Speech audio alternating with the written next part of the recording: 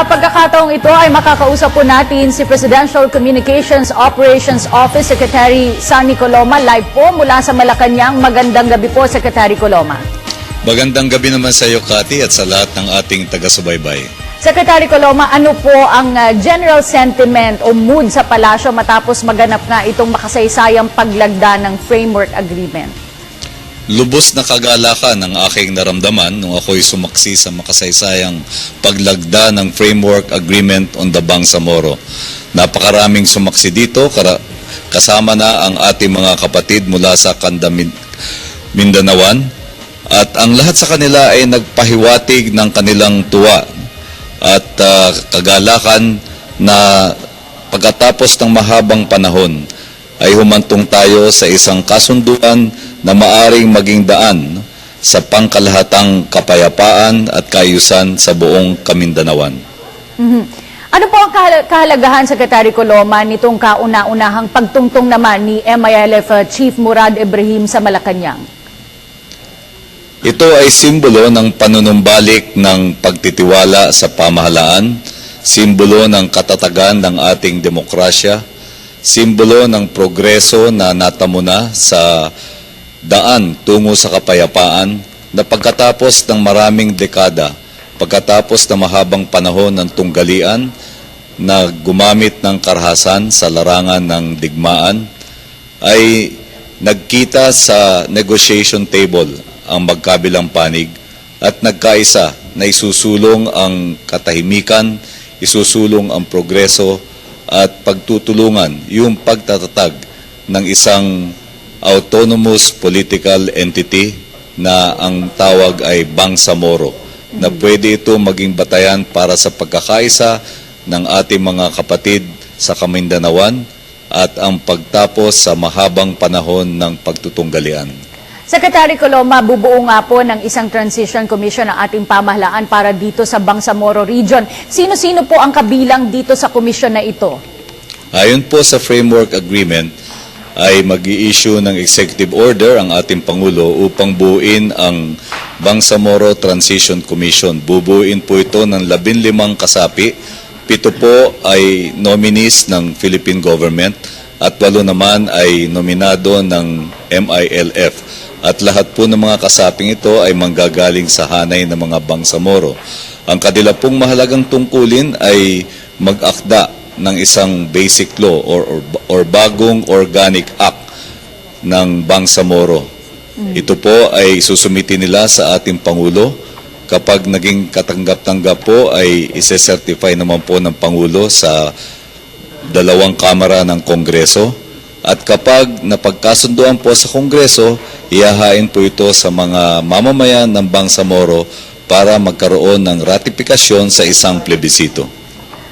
Ayun nga po ang susunod kong tatanungin. Ano po ang magiging implikasyon naman nitong pagbuo ng Bangsamoro region, hindi lamang po sa usaping pangkapayapaan, kundi maging po sa ekonomiya? At kung sakasakali po ay eleksyon po sa susunod na taon, magkakaroon po ba ito ng effect sa 2013 midterm elections? Patuloy po yung paghalal ng mga opisyal ng Autonomous Region for Muslim Mindanao dahil na-synchronize na nga po ang eleksyon para dito doon sa gaganapin na midterm national and local elections sa susunod na taon. Ito po ay magsisilbing transition sa pagitan nitong panahong ito na binubuo yung Bangsamoro Basic Law or Organic Act hanggang mabuo po ito at hanggang ito po ay aprubahan ng mga mamamayan sa isang plebisito. Kapag na-approve po sa plebisito yung Bangsamoro Organic Act or Basic Law, sila po ay magtatatag na ng Bangsamoro Transition Authority. At yun po ang magiging senyales ng pagwawakas ng existence ng ARMM.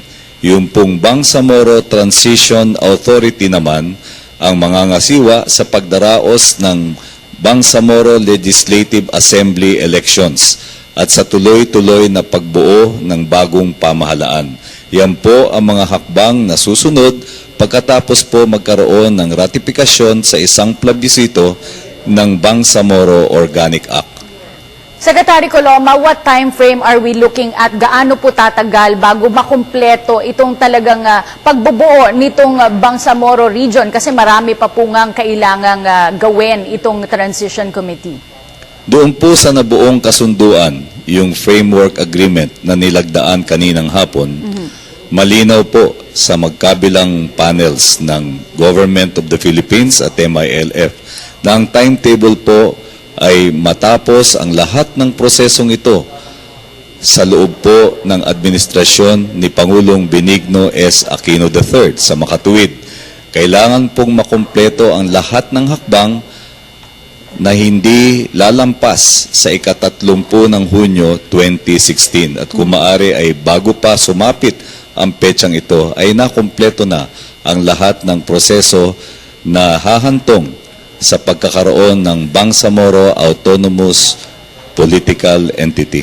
Kanina po, Secretary Coloma, nabanggit nyo na natutuwa itong mga kasapi nitong Bangsamoro entity. Ano naman po yung mga sentimiento ng mga lugar sa Mindanao na hindi po kasama dito sa binubuo nga pong Bangsamoro region?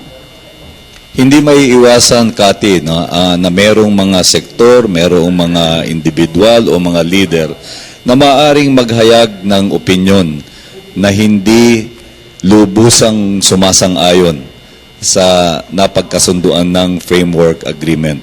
Bahagi naman ito ng isang masiglang at malusog na demokrasya. Kaya pinapahintulutan naman natin silang ihayag ang kanilang pagkakaiba ng opinyon. Maari po nilang maipaliwanag ang kanilang paniniwala at paninindigan.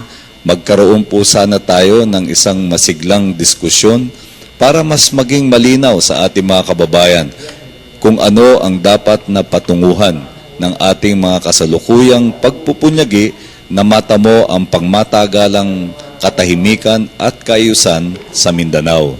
Bahagi lang po ito ng proseso ng demokrasya.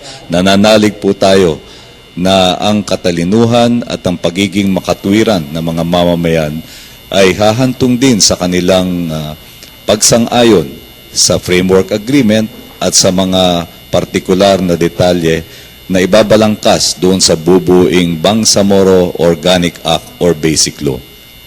PCOO Secretary Sunny Coloma, maraming salamat po sa inyong pagpapaunlak sa Telebisyon ng Bayan. Magandang gabi po. Magandang gabi rin, Kati.